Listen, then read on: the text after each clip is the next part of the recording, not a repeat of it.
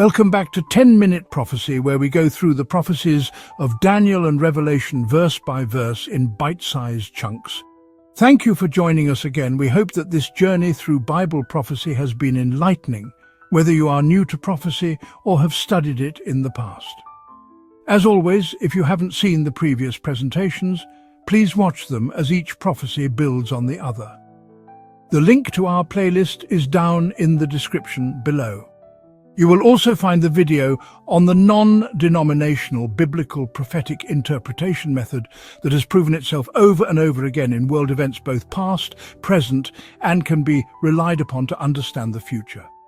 See the link in the description below. We are now continuing on the prophecy in Revelation chapter 10. Verse 7 says, "But in the days of the voice of the seventh angel, when he shall begin to sound, the mystery of God should be finished, as he hath declared to his servants the prophets." The days of the seventh angel's voice. The seventh trumpet mentioned here is not the last trumpet in 1 Corinthians chapter 15, verse 52, which signals the resurrection of the dead. Instead, it is the final trumpet in a series of 7 in Revelation. Like the previous trumpets, it represents a period of time, not a single moment. The phrase "in the days when he begins to sound" suggests that the fulfillment of God's plan won't happen instantly, but will unfold during the early years of this trumpet's period. This indicates that God's final work on earth will reach completion within this prophetic time frame, rather than at its very start, the beginning of the seventh trumpet. The seventh trumpet began in 1844, marking the end of key prophetic timelines. This means that the completion of God's work is near, a significant and decisive event is approaching.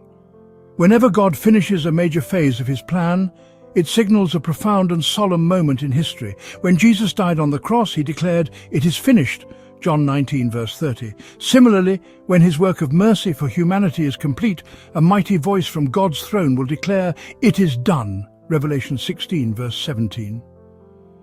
This should lead us to reflect on what finishing the mystery of God truly means and how it affects our eternal future. What is the mystery of God? The Bible clearly explains what the mystery of God is. Ephesians chapter 1 verses 9 to 10 describes it as God's plan to unite everything in Christ, both in heaven and on earth. This is carried out through the gospel. Paul refers to this in Ephesians chapter 6 verse 19, calling it the mystery of the gospel, and again in Colossians chapter 4 verse 3, where he calls it the mystery of Christ. In Ephesians chapter 3 verses 3 and 6, Paul explains that this mystery was revealed to him, that the Gentiles should be fellow heirs and of the same body and partakers of his promise in Christ by the gospel.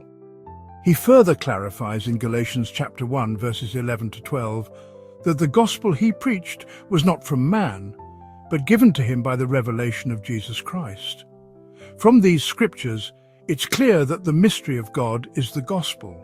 So when the angel says, "In the days of the seventh angel, when he begins to sound, the mystery of God will be finished," it means that the gospel work will come to an end. But what does that mean?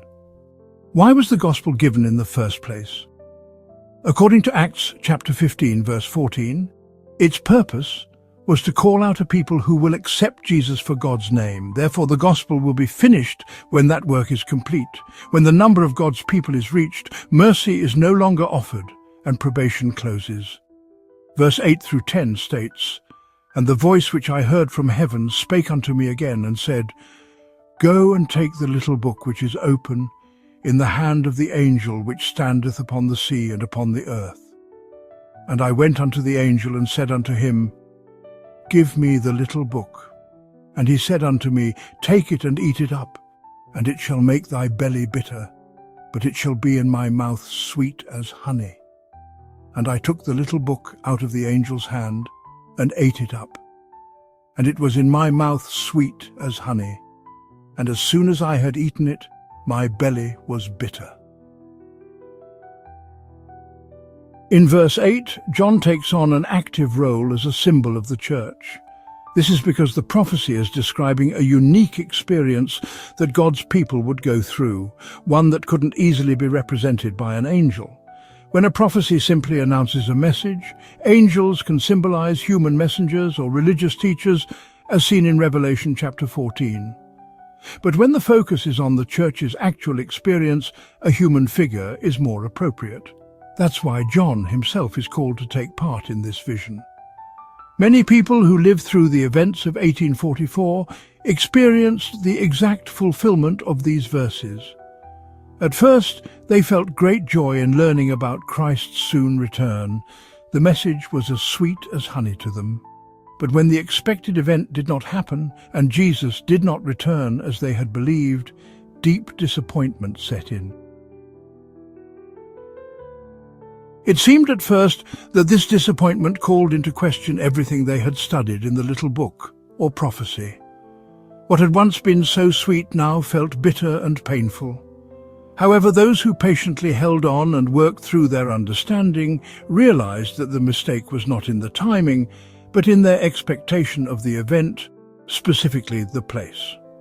When they realized that the cleansing of the sanctuary was not the earth but the heavenly sanctuary, they realized that Daniel chapter 8 and verse 14 was talking about the start of the judgment before Jesus was to come, instead of leading to spiritual death. This experience strengthened and nourished their faith. A similar experience is described in Jeremiah chapter 15, verses 16 through 18. Finally, verse 11 states, "And he said unto me, Thou must prophesy again before many peoples and nations and tongues and kings." Here John is told that the prophecies being revealed to him will be for the whole world. This concludes our time together. Thank you for joining us. We hope you have enjoyed this nugget of prophecy. Join us next time as we start Revelation chapter 11. If you have any questions or comments, please leave them below. And don't forget to like and subscribe. We look forward to seeing you again soon.